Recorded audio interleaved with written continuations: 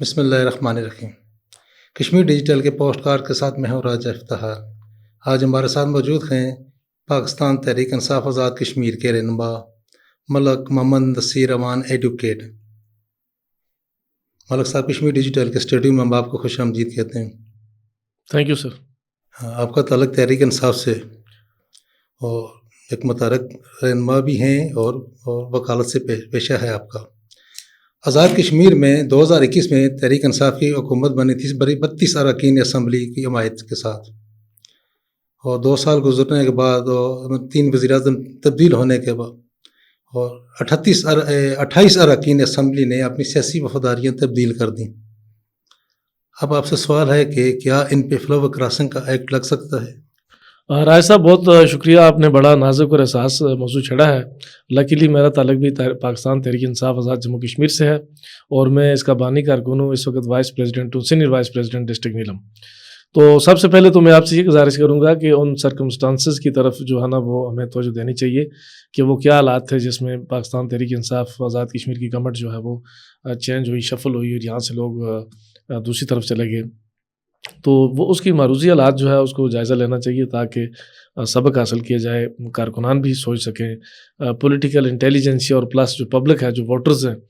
ان کو بھی پتہ چلے کہ بنیادی طور پر وہ اسباب، محرکات اور وجوہات کیا ہوتی ہیں جس کی بنیاد پہ لوگ جو ہے فلور کراسنگ کرتے ہیں۔ قانون تو آخری درجے پہ آتا ہے۔ میں تو یہ سمجھتا ہوں کہ اس وقت جو لوگ فلور کراسنگ کر کے گئے ہیں، قانون سے زیادہ اخلاقی طور پر وہ سمجھ لیں کہ ایک طرح کی دیوالیہ پن کا شکار ہوئے ہیں۔ ایک پارٹی کے پروگرام اور منشور پہ آپ الیکشن لڑتے ہیں، فلیگ پہ لڑتے ہیں، کارکنان کی بیس پہ لڑتے ہیں، اور without having any cogent reason جو ہے وہ آپ دوسری طرف چلے جاتے ہیں۔ تو دوسری طرف جانے سے پہلے جو بہترین پولیٹیکل ورکر ہوتا ہے، ایتھیکلی، مورلی، اس کو چاہیے کہ وہ ریزائن کرے اور دوبارہ جو ہے نا عوام سے رجوع کرے، اور پھر وہاں سے ووٹ لے کر اگر وہ الیکٹ ہوتا ہے تو پھر وہ کسی دوسری پارٹی کی طرف جائے۔ لیکن چونکہ آزاد کشمیر میں ہم یہ دیکھتے ہیں کہ روایت بن چکی ہے، اور کچھ ہمارے یہاں مخصوص ذہنیت ہے جنہوں نے اس کا پورا نزلہ اور ملبہ جو ہے وہ مہاجرین مقیم پاکستان پہ گرا دیا کہ وہ لوگ جو ہے نا وہ ہارس ٹریڈنگ میں یعنی اراول دستے کا کردار ادا کرتے ہیں۔ حالانکہ حقیقت یہ ہے، تاریخ یہ ہے، روایت یہ ہے کہ آزاد کشمیر سے الیکٹڈ ممبران اسمبلی جو ہیں وہ بھی اپنے مفادات کے لیے یا خوف کے مارے یا ڈر کے مارے یا کسی بھی معاملے میں وہ چونکہ ہوتے ہیں کلپریٹس ہوتے ہیں یا کوئی ان کے پرابلمز ہوتے ہیں، تو وہ مطلب اپنی وفاداریاں بدلنے پر مجبور ہو جاتے ہیں یا ذاتی لالچ کی بنیاد پہ وہ بدل جاتے ہیں۔ تو میں یہ سمجھتا ہوں کہ کچھ آئینی جو فیصلے ہیں، کچھ قانونی جو ہے مشگافیاں ہیں، وہ ان کی آڑ لے کر شاید ان کے خلاف جو ہے نا وہ فلور کراسنگ کا قانون لاگو نہ ہو سکے، لیکن جو پولیٹیکل نارمز ہوتے ہیں، جو میگزم ہیں، وہ تو ہر صورت میں بندے پہ جو ہے نا اپلائی ہوتے ہیں، ممبران اسمبلی پر بھی ہوتے ہیں۔ چونکہ ممبران اسمبلی اگر پارٹیوں کے پروگرام منشور کے مطابق اور جن سے ووٹ لیے ہوئے ہیں ان کی امنگوں کے مطابق نہیں چل سکتے، تو پھر ان کو دوبارہ عوام کے پاس جانا ہوتا ہے، اور فریش مینڈیٹ کے ساتھ آ کر انہوں نے کسی پارٹی کا مطلب کسی پارٹی سے بیک آؤٹ کرنا ہوتا ہے، جانا ہوتا ہے، اور کسی نئی پارٹی میں داخل ہونا ہوتا ہے۔ تحریک انصاف کی جو رکنیت تو رجسٹریشن منسوخ ہوئی ہے، دیگر جماعتوں کی منسوخ ہوئی تھی۔ آزاد کشمیر جو الیکشن ایکٹ 2020 ہے، چیپٹر 5 اور دفعہ 3 اور 4 کے تحت ان کی رکنیت جو ہے رجسٹریشن کو عدالت نے منسوخ کر دیا تھا۔ اب یہ جو رجسٹریشن ہوئی تھی، یہ آپ کی غلطی ہو سکتی ہے، یہ الیکشن کمیشن کی غلطی ہو سکتی ہے؟ اس کا نزلہ الیکشن کمیشن پہ جانا چاہیے تھا یا سیاسی جماعتوں میں جانا چاہیے تھا؟ بنیادی طور پر اس پہ رسپانسبلٹی جو ہے وہ الیکشن کمیشن پہ ہوتی ہے، چونکہ ان کی انکمپیٹنس کی وجہ سے یہ سارے معاملات ہوئے ہیں۔ جب کسی اتھارٹی کے پاس آپ کچھ چیز لے کے جاتے ہیں تو ان کو دیکھنا چاہیے آنکھیں کھول کر، چونکہ وہ ایک آئینی ادارہ ہے اور وہاں بڑی سیلریز وغیرہ اور بڑے مرحات لے رہے ہیں، وہ ان کو دیکھنا چاہیے کہ آیا جو ریکوائرمنٹ ہے، جو کرائٹیریا ہے، وہ فلفل کر رہے ہیں یا نہیں کر رہے۔ لیکن چونکہ انہوں نے آنکھیں بند کی ہوتی ہیں اور کسی مخصوص ٹائم کی انتظار میں ہوتے ہیں وہ، تاکہ جو ہے وہ مطلب پارٹیوں کو جو ہے نا اس وقت گرپ کر سکیں، تو میں یہ سمجھتا ہوں کہ اس طرح اگر کوئی چیز ہوئی بھی ہے تو وہ میرے حال میں پی ٹی آئی کی طرف سے ڈیلیبریٹلی نہیں ہوئی، اور مسٹیکنلی اگر ہو گئی ہے، لیکن اس کا نزلہ اور ملبہ جو ہے وہ جانا چاہیے الیکشن کمیشن پہ، کہ جس کی دوہری ذمہ داری تھی اس کو دیکھنا، چیک آؤٹ کرنا۔ الیکشن کمیشن میں جو تحریک انصاف کی رجسٹریشن کی بحالی، اس میں رکاوٹ کیا ہے؟ اس میں مطلب بہت ساری رکاوٹ مطلب وہاں پر چیزیں ہیں جو کرائٹیریا تھا جس کو فلفل کرنا تھا as per law as per the contents of the regulations, وہ اس کو فلفل نہیں کر سکے بقول ان کے، جس بنیاد پہ کورٹ کا ایک ڈیسیجن آیا، کورٹ کے ڈیسیجن کی روشنی میں دیکھا گیا اس وقت جو آپ نے پیپر جمع کرائے ہیں اس وقت رجسٹریشن کی بحالی میں پیپلز پارٹی کی رجسٹریشن بحال ہو گئی ہے، مسلم لیگ نون کی بحال ہو گئی ہے، صرف تحریک انصاف کی کیوں نہیں بحال ہوئی؟ میں اس میں ڈائریکٹ تو انوالو نہیں تھا، چونکہ میں ابھی اس پہ اس طرح بات نہیں کروں گا، چونکہ ایک تو میں ایتھورائزڈ نہیں ہوں پراپرلی اس پہ بات کرنے کا، چونکہ میں نے پہلے ان سے پرمیشن نہیں لی، چونکہ میں ڈسٹرکٹ باڈی کا ایک عہدیدار ہوں۔ البتہ اس میں یہ ہے کہ ہماری طرف سے پارٹی کی طرف سے کسی بھی طرح کا کوئی لیک و ناز ڈرا بیکس نہیں ہے، وہ الیکشن کمیشن کا کوئی فالٹ تھا جس بنیاد پہ یہ چیز ہوئی ہے۔ تو میرے حال میں ہوپ فلی جو ہے نا ود ان ڈیز جو ہے جب تک کہ اگر وہ آ جاتے ہیں ہمارے چیف الیکشن کمشنر صاحب، جب وہ سیٹ پہ بیٹھے ہوں گے تو اگلے دن ہی جو ہے تحریک انصاف آزاد کشمیر میں بحال ہو جائے گی، ریسٹورڈ ہو جائے گی۔ اچھا، ان کی اگر رکنیت بحال ہو جاتی ہے تو یہ 28 اراکین اسمبلی جو انہوں نے وفاداریاں تبدیل کی ہیں تو ان پر فلیور کراسنگ ایکٹ لا کے یہ رکنیت ان کی فارغ ہو جائے گی؟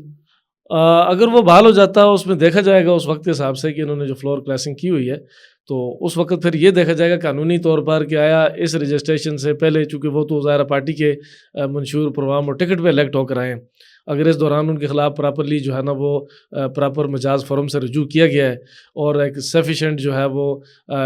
ریکارڈ جو ہے ان کے مٹیریلائز کیا گیا ہے چیزوں کو، تو پھر تو ہونا چاہیے۔ لیکن مجھے یہ لگتا ہے کہ جو ہے نا وہ ایک سیٹسفیکٹری جو ریکارڈ تھا وہ ابھی تک جو ہے پریپیئرڈ نہیں کیا گیا بہت سارے لوگوں کے متعلق بھی، جیسا کہ بلدیاتی طور پر بھی ہمارے کچھ نمائندے تھے جو ہماری پارٹی سے الیکٹ ہوئے تھے، وہ بھی وہاں سے چلے گئے، رائے فرار اختیار کی انہوں نے، عوامی مینڈیٹ کی توہین کی، لیکن پارٹی نے ابھی تک ان کے خلاف بھی کسی طرح کا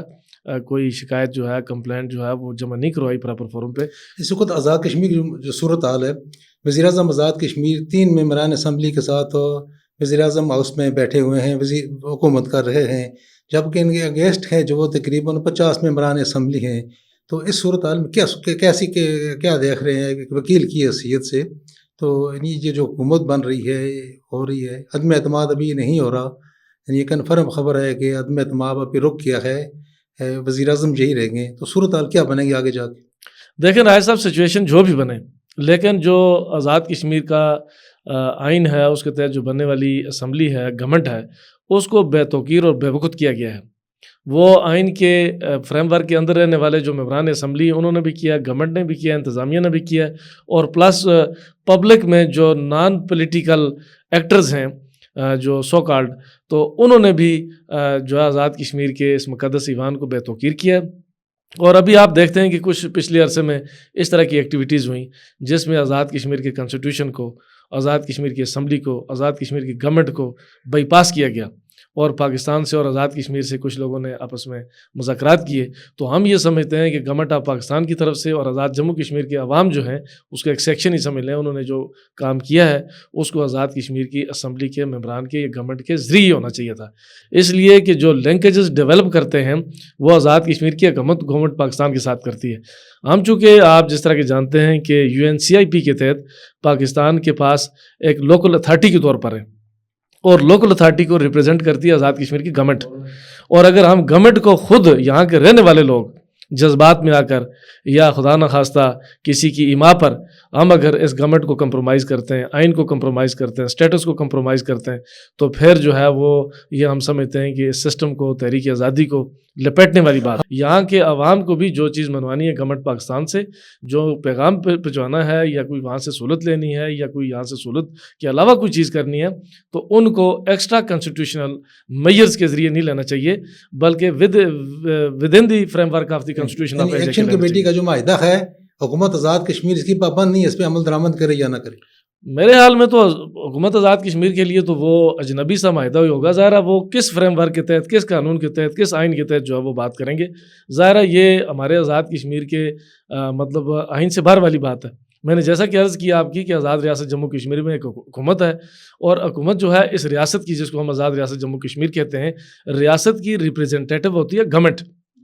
اگر کسی جگہ پر کوئی نظام ہے تو ہر ریاست جو اگر اپنی اتھارٹی قائم کرتی ہے تو اس کی حکومت اس کی نمائندہ ہوتی ہے۔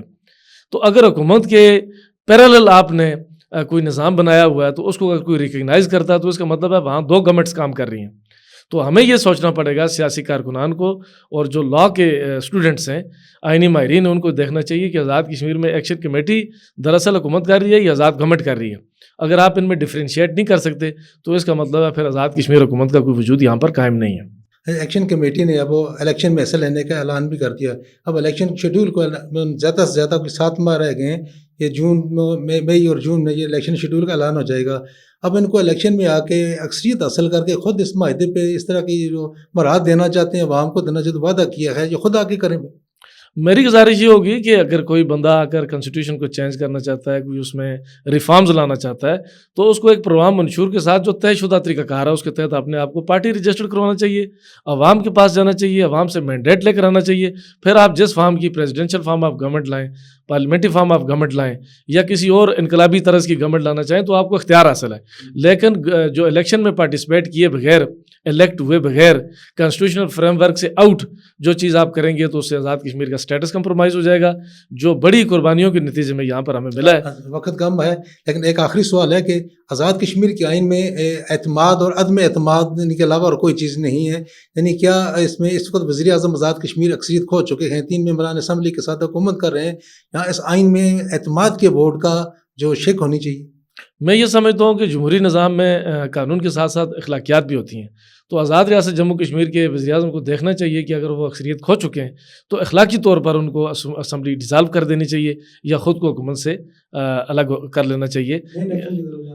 میں یہ کہتا ہوں یا تو ان کو ریزائن کر دینا چاہیے یا ان کو اسمبلی ڈیزالو کر لینی چاہیے, ان کے پاس آپشن ہے. اگر وہ بھی آزاد کشمیر کے اس بوسیدہ نظام کے ساتھ چمٹے رہیں گے تو پھر یہ عوام کا جو اعتماد ہے وہ مکمل طور پہ ختم ہو جائے گا اور یہ سسٹم کو دڑام سے گرانے کے مترادف ہوگا. یعنی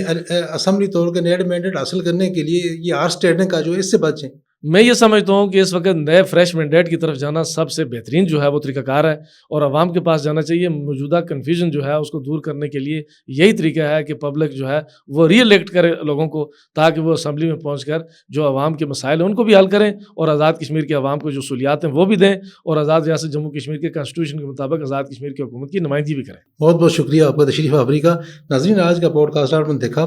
آپ کی فیڈ بیک کا انتظار رہے گا. پروگرام سے اپنے میزبان راجہ افتخار کو اجازت دیجیے. اعلیٰ نگہبان.